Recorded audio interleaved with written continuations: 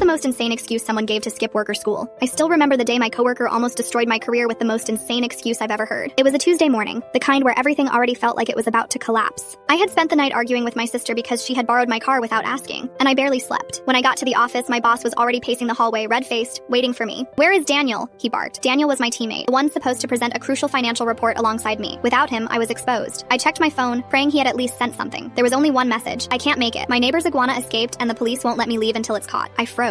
An iguana. That was his excuse. My boss demanded I explain, and I had to swallow my panic. The truth was, Daniel hadn't done half of the report. I had covered most of his mistakes before, but this time I couldn't. The meeting started, and I tried to present confidently, but the gaps were obvious. One client asked for data Daniel had promised to deliver. I lied, saying it was delayed due to system errors. The look my boss gave me was sharp enough to cut through bone. By noon, whispers had spread. I was incompetent, careless. I wanted to scream that Daniel had abandoned me, but part of me knew no one would believe the iguana story. It sounded like a joke, and if I repeated it, I'd look even more foolish. When I finally got a break, I called Daniel. He answered with fake groans. "I swear, the police are here. The iguana bit someone. It's chaos." I heard laughter in the background, music, glasses clinking. He wasn't trapped by police. He was at his cousin's party. Something inside me snapped. That evening, my boss called me to his office. "This was unacceptable," he said. "I trusted you." I felt my throat closing. Before I could defend myself, Daniel barged in, smelling of alcohol, pretending to limp. "Sorry, boss," he slurred. "It was an emergency. You wouldn't believe how dangerous an iguana can be." My boss narrowed his eyes but didn't fire him. Instead, he turned to me. "Next time, don't cover for someone else's incompetence. It makes you look complicit." I walked out shaking. Complicit. That word burned me more than anything. Daniel winked at me like we shared a secret. I'd keep protecting him, but I wasn't going to. The next day, I arrived early with printed emails, proof of deadlines he ignored, and even photos from social media showing his iguana emergency was just a barbecue. When the meeting started, I handed them to my boss. Daniel's grin faded instantly. For once, I didn't speak with panic. My voice was steady, even cold, as I explained how I had been forced to take responsibility for his negligence. The silence afterward was suffocating. Then my boss said, "Daniel, pack your things." I expected relief, maybe triumph, but all I felt was exhaustion. My reputation had barely survived, scarred by his betrayal. And even now, when people tell funny stories about excuses to skip work, I can't laugh. Because every time I hear the word iguana, I remember the day someone almost ruined my life with a lie so absurd it still echoes in my chest.